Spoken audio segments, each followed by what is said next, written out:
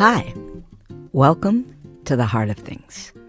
I'm Alyssa Sullivan, and I'm sitting here with my buddy David, and we're calling this episode Two Shmoes Going Deep. And we don't even know where this conversation's going to go because we trust it's going to go somewhere juicy, because that's what happens every time we get together, don't you think? I'm actually tempted to sit here quietly so people think you're having a conversation with yourself. But yes, I am here and I am David, and it's nice to be here, Alyssa. Excellent. So we met a few years ago. We were with our significant others, live music. Then we met again on the beach. And you know that thing when you meet somebody and you find, like, I think we could be friends, like, right away. I felt that with you, David. And we are dear friends. David's a chiropractor. He keeps my spine and my body humming. But more than that, you know, we're real with each other, which is lovely. And you are funny as hell. I love that about you. Oh, We've already been laughing there's before. No pressure there. Before we even turn the mics on, I've been laughing. But you're also deep and soulful and awake. So that's why I trust that wherever this thing goes, it's going to be good. Yes. Listen, I feel the same way.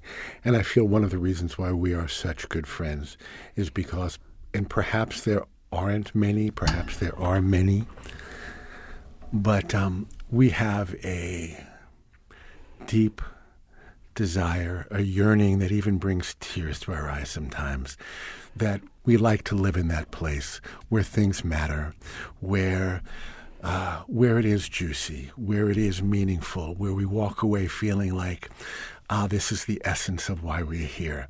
We love that. We have fun with that. And that's what our friendship is. And I'm so grateful and I enjoy it. It's funny, as you're, speaking, because I'm really not listening to you. That's good. Our friend Mark O'Neill is trying to teach us how to listen. We're working on that. I'm remembering that moment when we were in the Black Pear. This is props to the Black Pear in Barrington. And I was not in a good place. And I was feeling kind of like that not enough, my life, I haven't done enough in my life sort of thing. And while we were in this moment and I was crying, a woman walked up to me and you witnessed I did. I her remember saying to me, she introduced herself and she said, I don't know if you're going to remember me. I went to Providence College, and when I went to school, I came to your studio the whole time I was there, and I want you to know the impact that you had on me and what your studio and the things that you said, they really impacted me. And it was beautiful. And she saw that I was crying, and I said, you know what? You're an angel that just showed up. Yes. However, there was a deeper reason why that was so touching. One of the things that was going on with you in that particular moment was that you were questioning how much you really mattered, how much the work you do matters, how much who you are really matters. And when she came over to you, it was absolutely revelatory. She looked at you right in the eyes with such presence, with such total intention, with such purity. And she told you how you rock her world, how you matter to her in such a profound way. And it really, really felt like that moment was just divinely delivered. And I think we all felt it. You know what? Now you're getting me to that deeper place, because you're right. And that you were witnessing it, you were part of it. But it was like, we talk about this all the time, that life really is about moments and how available we are to be taken, to be moved, to be touched is, I think, an important thing to tune in to, Yes. So may I share a really brief thing that happened yesterday? No, you can't. Okay. It's my podcast. Can we talk about sports then? Go Patriots? Yeah, that's tomorrow. That's tomorrow. Okay. Yes. So, in essence, what we're talking about is just really living in the space of an open heart and always kind of finding our anchor and our grounding in that place. I was in a conversation with somebody yesterday who I reached out to because also I'm having some challenges, and I'm always looking for, to lean more deeply into those things that challenge me. And what I said to this woman was that because of all the losses that I've had in the past, it seems like sadness for me is the place where my heart feels the most open. And for that reason, I've learned to make friends with sadness. And I must have said that to her maybe 2 or 3 times when finally she said, I'm going to be very straight with you. She said, I think it sounds like you have a romance with sadness. And it immediately shocked me into the truth of that I've really wrapped my arms around this idea that sadness is the place where I can find openness and vulnerability and make me feel like I'm really in the flow of life. And when she said that, you have a romance with sadness, I realized that openness, that complete availability is 100% accessible with anything we feel, any way we show up. It doesn't have to be about sadness. It's joy, it's bliss, it's confusion, it's anger, it's anything. Our heart is always completely available, and it doesn't need the story to unlock it. And I associated a story, this thing called sadness, with how to unlock my heart. And what I learned is that my heart, first of all, it's not locked, and it's accessible at any moment in any time to live fully in, completely in, and engage in a way that that's just fully immersive. I love that. It's making me think of my kids make fun of me about when we go to the movies. Well, I can appreciate why your kids would make fun of you anyway, but that's another story. That's another podcast. Because if it's sad, I am sobbing. If it's scary, I'm climbing on top of the person's head next to me. If it's, funny, I'm peeing my pants. Like, I fully experience it if I'm on, live theater or anything like that, comedy. If I read something that cracks me open, And what I've said over the years is, it must be because I'm a dancer. I'm just more of a sensitive person. I'm more passionate. And that could be my shtick. Right. It's because I'm a dancer that I... Well, so I'm going to partially disagree with you in a way that acknowledges you fully, because my experience of you, bright-eyed one, sitting across the table from me with those sunbeams shooting out of your eyes, that you are always looking for that pull, that thread. You are always looking to engage on a deeper level. My sense is that so many of us, that we seem to look for the deeper answers, the deeper questions, when we are feeling downtrodden, sad, beaten, when we are feeling, those kinds of things that upset our balance. That's when we really start to peek our heads up and say, what's the truth here? What is my life really about? But you, Alyssa, you have that really extraordinary ability. You're always in that space of openness and learning and what can I learn here and what can I see here. So that's really extraordinary. You don't find that in a lot of people. Well, I think you just gave me a compliment. It was. You can call it backhanded. Thanks, man. You're welcome. Thanks, man. I can't imagine being any other way. Of course you can't. Yes, and I think perhaps that's the secret, because you can't nor should you imagine being any other way.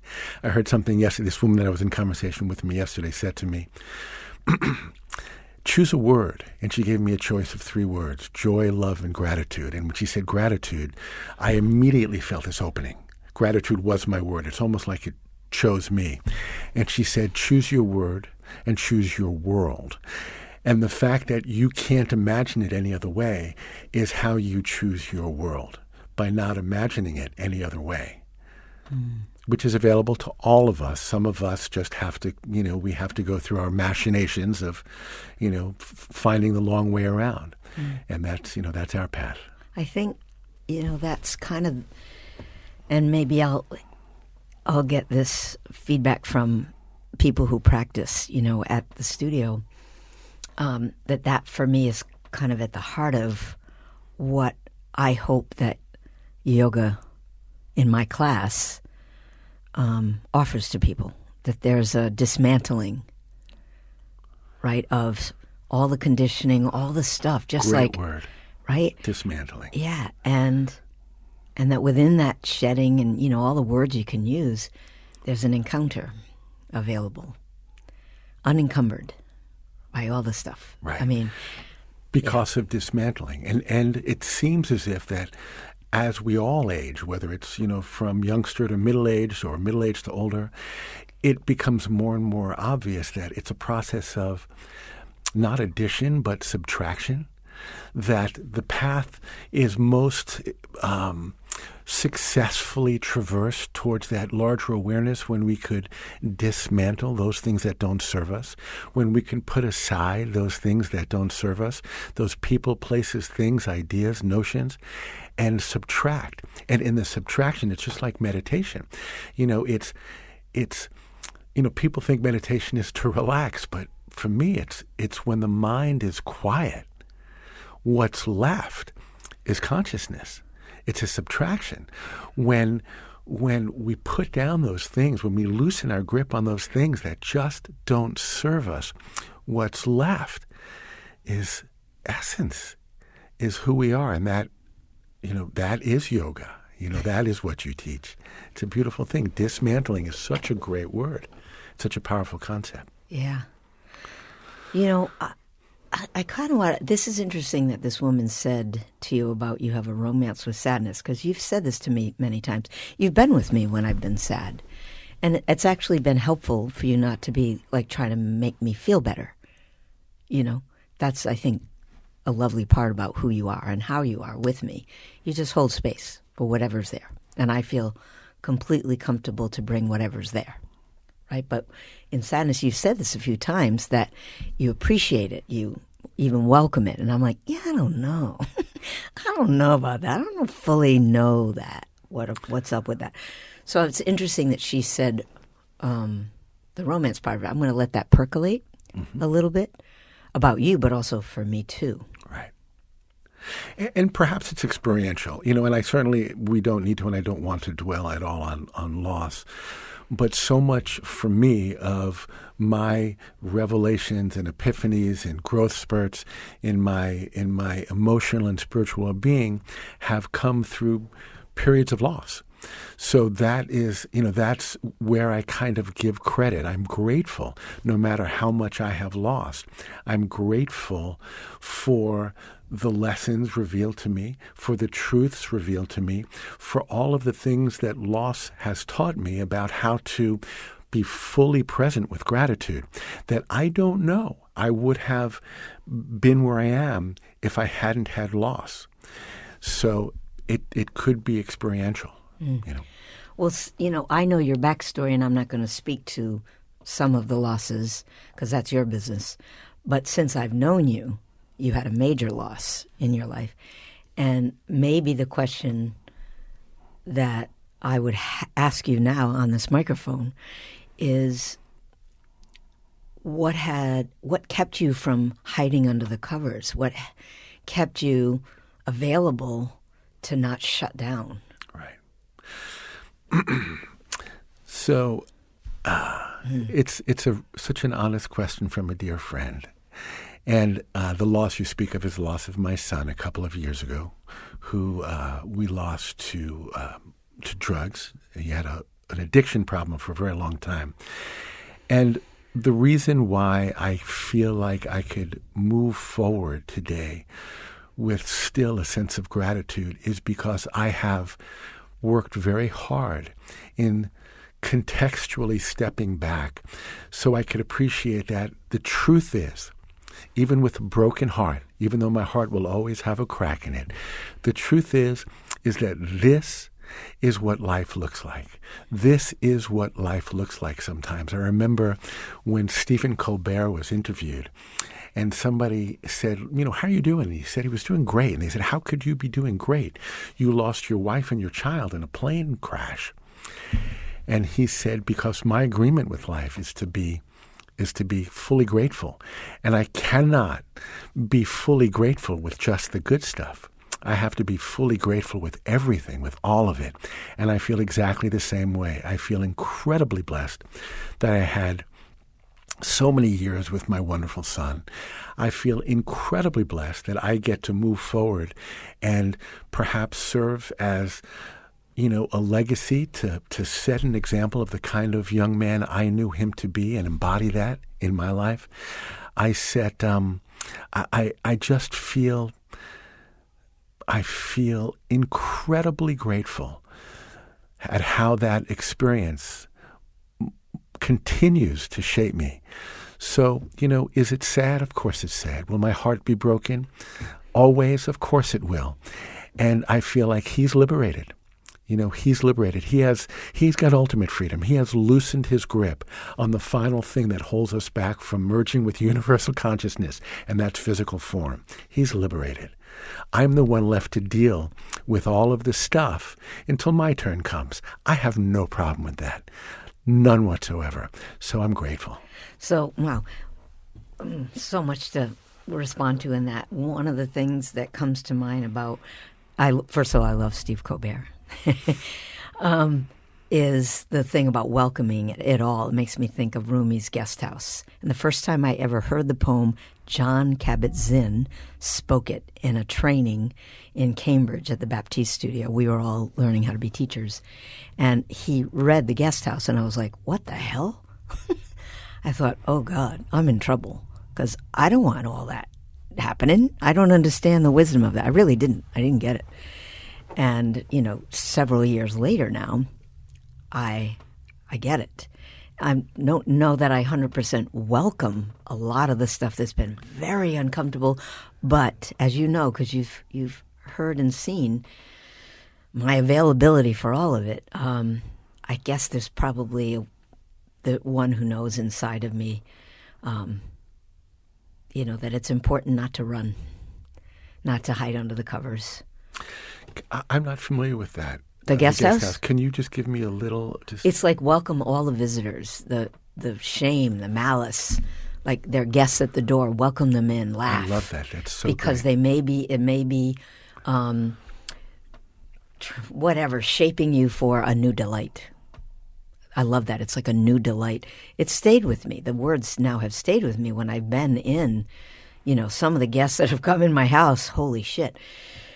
Have kind of wrecked my house. Is there a 10-second delay because you just said the S word? I don't know. I don't know who's like monitoring this, but okay. Anyway, so that was the guest house piece, and I may lose my train of thought. I don't know. Go ahead. So the other thing is, in terms of loss. There's a point in time when we're on our path when we really ask ourselves, is loss real? Is loss real?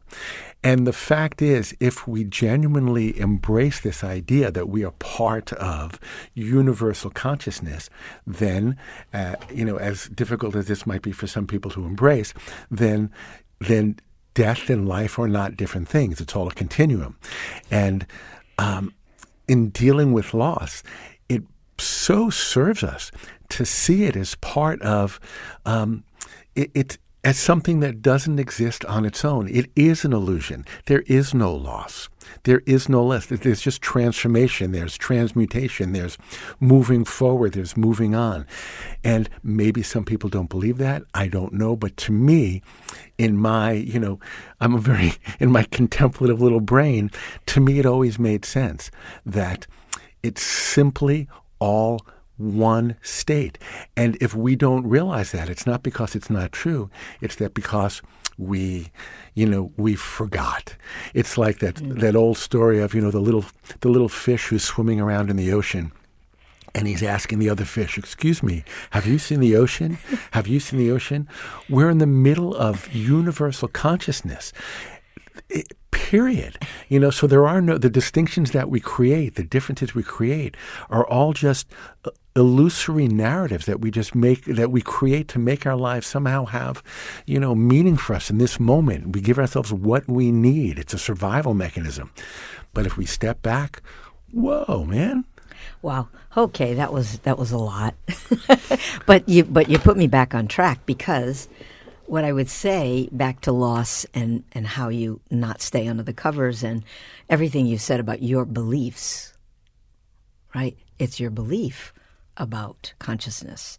And I reckon that's an important thing to check in with. What do you believe? Is it your belief? Did you inherit it? Is it in the culture? Is it in your family? Do you actually buy into it? And to unpack your beliefs now and then, and maybe not have to wait till something really tragic comes in to force you to look at your beliefs. But I would say, especially around death and loss to that level, that I would agree with you. I think that we are temporarily humans and that we are divine beings. I don't know the whole point of it yet, but here's what I laugh about is, even if I'm totally wrong, right? If I believe that when I'm not in my physical body anymore, I'm going to be freed up. And the energy that I have felt in the most pure moments, transcendent moments of love and light, and I am absolutely grateful to tell you that I have had them in my life, that's a state of being that I'm going to, that we're going to. I believe that. If I'm wrong, right, who cares? I'll find out then. Right. In the meantime, it's making how I walk on the planet a little bit easier. Yes. So I've had a couple of those experiences as well, and I believe just as you believe. I believe that that's what is available. I've had pure experience of that under rather controlled circumstances, but I have. But what you said before about beliefs, I'm of the opinion, it's my belief, that is probably the single greatest step forward any human being can take, is to take a look at who they are, how they identify in terms of their beliefs, and ask, how did they arrive at that place? Typically it's mothers, fathers, teachers, preachers who have taught them everything that they know, who learned it from everybody that they know, and it's just a continuum of narrative. But to be able to critically think and stop and say, why do I believe that? Why is this true to me? And maybe ask themselves for the very first time, maybe it's not my truth. And maybe I am a tabula rasa, a blank slate to completely rewrite my truth. What an incredibly powerful moment in anybody's life. That's interesting because Molly, as you know, so Molly's 26, she'll be 27 on March 1st. She's starting to kind of do a deeper dive in her spiritual beliefs. And it's kind of neat to just, her dad and I never kind of forced anything on her. She was baptized. Paul and I both grew up in the Catholic reality, and then we were bad at it, so we quit. And she has watched me as a yoga teacher and, listened to kind of what I believe. But she's kind of unpacking that or looking at it for herself. And I'm just kind of giving her space and listening. But what comes to mind, I love Tara Brach, and I've brought her up many times. And I've said this, especially love to say this to my daughter's friends or anybody that's, kind of younger in life, starting out, figuring out who they are. She says, if we hitch our worthiness on our accolades, our credentials, our performances, right, all the stuff, if we hitch our worthiness on any of those things, then we will always have stress.